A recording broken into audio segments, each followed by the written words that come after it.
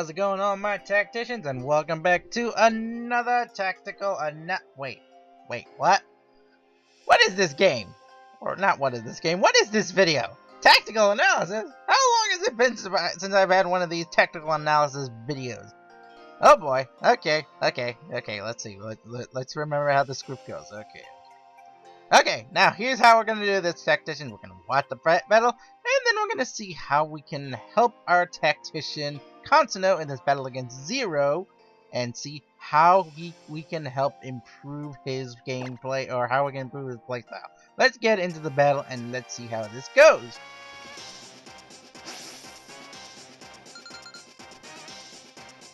Alright, so we're going to be starting off with Trainer Zero. He's going to be leading off with Espeon Sylveon lead. That's a nice duo lead right there. And we're going to be we're starting off with the Tangrowth and the Spiritomb lead. So Spiritomb's going to be starting off with the Pressure. Alright, let's see. What does he go first? Going for the Sucker Punch right off the bat. That's actually a pretty good call right there. So very good call right there, going for the Sucker Punch onto the Espeon. Hidden Power Ice, I'm assuming, coming out from the Espeon, gets a critical hit. Oh man, this can deal so much damage. And doubling down into the Espeon for the KO with the knockoff.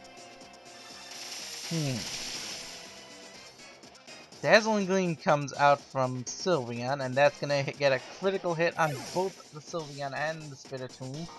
But we don't know what item the Sylveon has, so okay, I think maybe he should have gone for the knockoff onto the Sylveon just to see if we can get rid of the item it's holding. I mean, looks like it has a choice specs, but I don't know.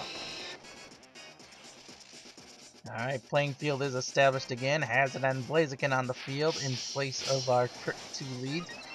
And Metagross on the field as well. So Hazard going for the Swords Dance, and our opponent goes for the Z move. No, we're going for the Z move. No. This is going to be Z Workup, if I remember this correctly. Yeah, Z Workup.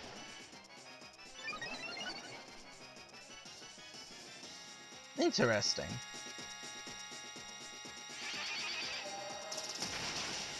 Wait. Special attacking Metagross? Oh my. Meanwhile, the Dazzling Gleam once again coming out for Blaziken, or coming out for Sylveon.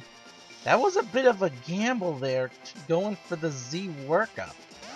Not sure that was a good idea there. Yeah, Aegislash comes out now.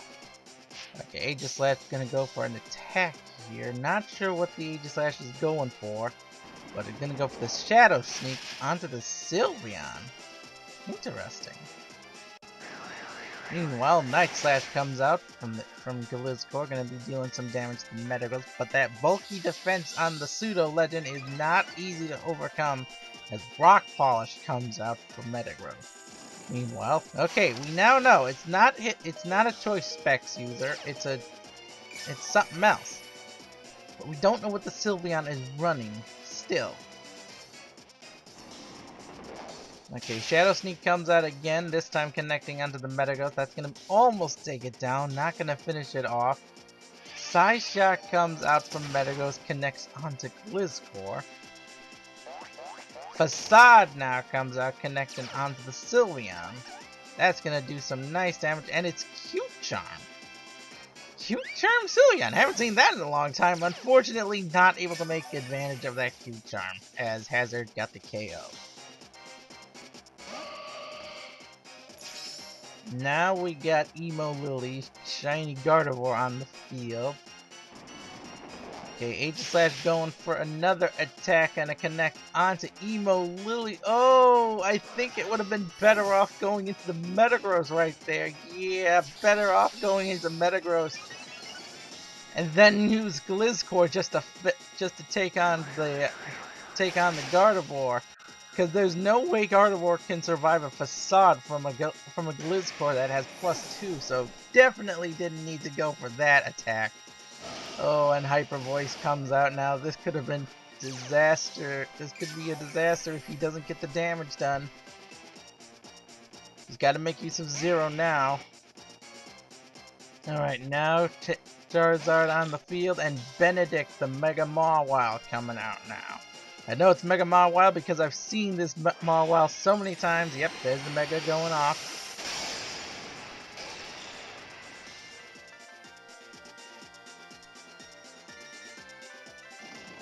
Stone Edge, whoa!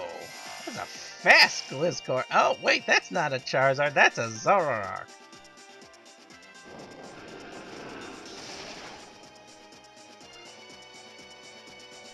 Okay, Loki going for the flame. Flinging black glasses. What? Why would you fling black glasses?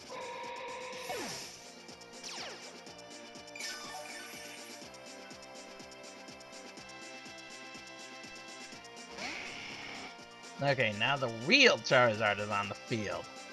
So here's where things get interesting. Charizard Y coming out here. Charizard's definitely going to outspeed, but it's going to be close. Let's see what happens. Drop comes out. A Heat Wave could end this if it's used properly. Nope. Stone Edge comes out, connects onto Charizard. That's going to melt Charizard instantly. And while Licky goes for the flamethrower, gonna connect onto the Mawile, Bennedict ain't gonna enjoy that because of the sunlight boost. That's gonna be the end of the Mega Mawile, so both Megas down, but Hazard has healing. And that's the difference between these two combatants. Hazard going for the facade now, just gonna finish off Loki, and that is the end of the battle. Alright. So how can we improve Konsuno? Well, first of all, one thing you can improve is the moveset for some of these Pokemon. So for example, get rid of the workup for your Blaziken and instead go for bulk up. Z bulk up does the same thing, except increases your defense as well instead of just your attacks. I think I know what you're going for when it comes to the workup because you've seen me use Z workup on my Furfrou, but the only reason I use Z workup on my Furfrou is because that's the only move that, you know, it can use to boost its attacking power. That's why I go for Z workup. It's the only move that Furfrou learns that boosts its attack aside from Charge Beam, and that's it. Using your Shadow Sneak on your Aegislash. That's another thing I'm going to tell you right now. You should not have gone for the Shadow Sneak onto the Gardevoir. Instead, you should have finished off the Metagross and then used your +2 Gliscor using Facade onto the Gardevoir. Gardevoir is strong, yes, but it doesn't have the physical defenses to match.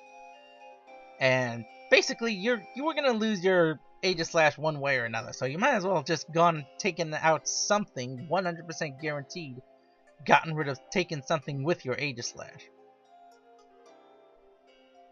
Let's see, doubling down. Let's see, doubling down in the first turn was good. You got rid of the Espeon, but at the same time, well, we all saw what happened. The Sylveon just started steamrolling through half your team when it was left alone. We still don't know what the item the Sylveon was holding, so if you had gone for the knockoff onto the Sylveon, you probably could have at least revealed what the item it was wearing. I mean, we all saw knockoff didn't do anything to the Espeon, so I was more curious about what this Sylveon was wearing. And yeah, that's pretty much all I can say. You had some good plays, but, you know, leaving your Blaziken exposed to attack from both the Sylveon and the Metagross when it went for Z workup, not sure that was a good idea. Doubling down in your setups is a bad way to go when it comes to a doubles battle. You need at least one Pokemon. That's one thing I try my best to do, is if you have two Pokemon on the field and if one of them's gonna set up, the other one should be doing something to cover the Pokemon setting up. Like in some way. Like if you had one Pokemon, like say your Blaziken, for example, if the Blaziken had gone for the attack onto the Metagross, either done some damage or finished it off, then both your Pokemon would have been fine, and then you could have used the Pokemon that it's set up to cover for the other one, so it can set up. That's all I'm saying. Because if you have both set up, well, there's a chance your opponent will just knock both your Pokemon out. You really need to make sure that one of them can set up safely, so that at least if something bad happens, you have something to work with. But that's pretty much all I can say. That's all I can think about. I'll see you tacticians in the next video. I'll see you all around. Bye-bye! I'm taking in what I can get, but I can't find the answers yet. Head underwater, slow my mind. I hold my breath until I'm found. And the stars